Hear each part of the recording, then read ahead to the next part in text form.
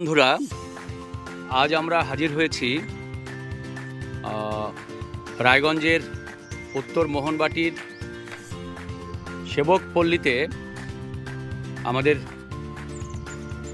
প্রকৃতি প্রেমিক গৌরাঙ্গ সাহাদার বাড়িতে। তার বাড়িতে এসে আমরা তো তাজ্জব। তিনি তো পদ্মমানব হয়ে দাঁড়িয়েছেন। বিভিন্ন ধরনের পদ্মের চাষ তার এক টুকরো ছাদে। বিভিন্ন সময়ে তিনি বিভিন্ন রকমের পদ্ম চাষ করে চলেছে গামলাতে। দেখে তো প্রথমে বিশ্বাসই হয়নি, কিন্তু যখন এক এক করে তার মুখ থেকে তার এই পদ্ম সৃষ্টির কাহিনী শুনছিলাম, তখন মনে আনন্দ ভরে ওঠে। যেমন তেমনি এই মানুষটি গৌরাঙ্গ সাহা, সে কিভাবে এই পদ্মের সাথে জীবন কাটাচ্ছেন এবং সৃষ্টি সুখের উল্লাসে মেতে উঠছেন, সেইটা দেখে সকালবেলার মনটা ভরে উঠল। দেখেছেন, দেখেন, সারা ছাদ জুড়ে সাদা, গোলাপি, লাল রঙের পদ্মে ভরে আছে।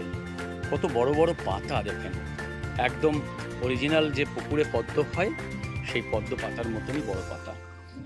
এটা ছোট্ট টবে এই পদ্মটা চাষ হয়। এখানে একটু বড় গামলা পেয়েছে, খুব সুন্দর হচ্ছে। আচ্ছা, আমরা বোধহয় একটু ফিরে যাই আমাদের গৌরাঙ্গদার কাছে, তাহলে আপনারাও উৎসাহিত হবেন তার এই সৃষ্টি সুখের উল্লাস দেখে। চলুন, আসুন।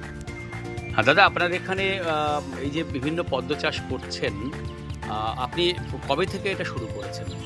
এটা আমার 5 বছর আগে থেকে শুরু করেছি। তো প্রথমে বিভিন্ন মিডিয়াগুলোতে দেখতাম যে অনেকে পদ্মের চাষ করতো, তো ওটা থেকে আমি উৎসাহিত হয়েছি। তো উৎসাহিত হওয়ার পরে আমি ওই কিছু দশগ্রাম ভাণ্ডার থেকে কিছু পদ্মের বীজ নিয়ে আসি। সেই বীজ থেকে আমি চারা তৈরি করি এবং সেই চারা থেকে ফুল পেতে এখনও অবধি আমি ফুল পাইনি। তখন আমি বিভিন্ন ফেসবুক বা বিভিন্ন যে আমাদের মানে জনমাধ্যম যেগুলো আছে, মিডিয়াগুলো আছে, তো সেখান থেকে আমি পদ্মের চাষ সম্বন্ধে জানতে পারি এবং আমি একটা প্রবন্ধ লিখে সেটা আমি ফেসবুকে একটা গ্রুপে প্রবন্ধ লিখে প্রতিযোগিতায় অংশগ্রহণ করেছিলাম। সেখানে অষ্টম হয়েছিলাম। তো আমাকে সেখানে একটা ফেসবুক গ্রুপ আছে, তো প্রকৃতি প্রেমী গ্রুপ। তো সেখানে সবাই বিভিন্ন রকম গাছ নিয়ে আলোচনা হয়, বিভিন্ন ছবি দেয়। তো সেইখানে এক ভদ্রলোক আছেন, উনি পদ্মের টিউবার আমাকে গিফট করেছিল। সেই প্রবন্ধ লেখায় আমি আমাদের মানে পরিবেশকে কীভাবে রক্ষা করতে হয় সেই সম্বন্ধে প্রবন্ধ লেখা প্রতিযোগিতা হয়েছিল। সেখানে আমি অষ্টম হয়েছিলাম।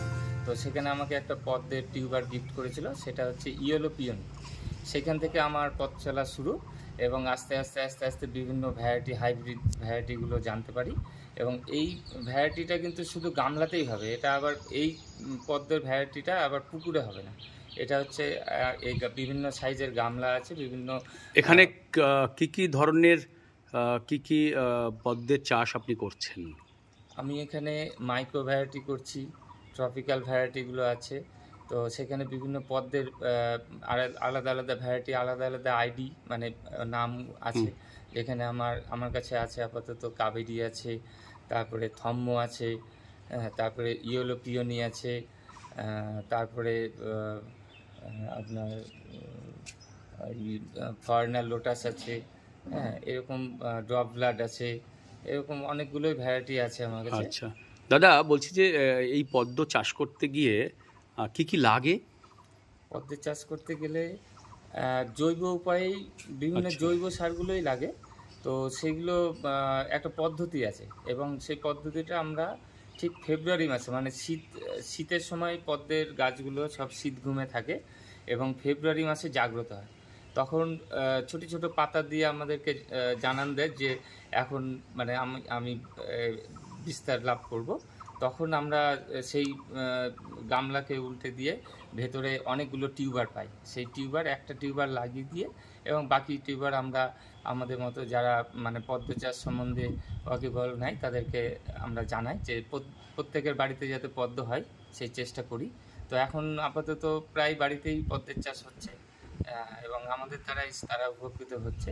এবং আমরা চাই যে প্রত্যেক বাড়িতেই মানে পুজোতে যেহেতু আমরা পদ্ম খুঁজে বেড়াই, বাজারে পাই না, সেই সময়টা আমাদের বাড়ি থেকেই যদি আমরা পদ্ম দিয়ে পুজো করতে এই পারি। চাষ করতে গিয়ে পদ্মে কোনো অসুখ বিসুখ এরকম কিছু? হ্যাঁ, এই ছোট ছোট পোকাগুলো হয়, পাতাগুলো খায়। তো সেগুলোর জন্য তখন কি করেন? সেগুলোর জন্য কিছু ওষুধ বাজারে আছে, সেগুলো দিই। হ্যাঁ, আচ্ছা। তারপরে ফিটকিরি ব্যবহার করি। ফিটকিরিটাতে যেমন জল পরিষ্কার এখানে রাখে। কেমন সময় লাগে আপনার, মানে সময়টা দেন কেমন? সময়টাই সকালের দিকে জাস্ট গামলার জল যখন কমে যায় তখন কিছু জল ভরে দিলেই আবার হয়ে যায়। ধন্যবাদ। আর হ্যাঁ, অ্যাজোলা আছে, জলের গাছ যেগুলো আচ্ছা। অ্যাজোলা দিলে ওই মশার লার্ভাগুলো হয় না। আচ্ছা, অ্যাজোলা। ঠিক আছে, ধন্যবাদ গৌরাঙ্গদা। হ্যাঁ, দর্শক বন্ধুরা, আপনারা এতক্ষণ ধরে গৌরাঙ্গদার কাছে শুনলেন এই পদ্ম চাষের নানান রকম কাহিনী এবং কিভাবে খুব সহজেই পদ্ম চাষ করা যায়, এবং গৌরাঙ্গদার ছাদ যে আলোকিত হয়েছে পদ্ম ফুলে ফুলে এবং সবুজ পাতায়, আপনার হৃদয়কেও সবুজ এবং উদ্বেলিত করে তুলবে এই ছাদে এলেই। আপনারা নিজেদের ছাদকেও এইভাবে সবুজায়ন ঘটিয়ে মাঝে মাঝেই হলুদ, লাল এবং সাদা, গোলাপি পদ্মে ভরে তুলতে পারেন। ধন্যবাদ দেখার জন্য।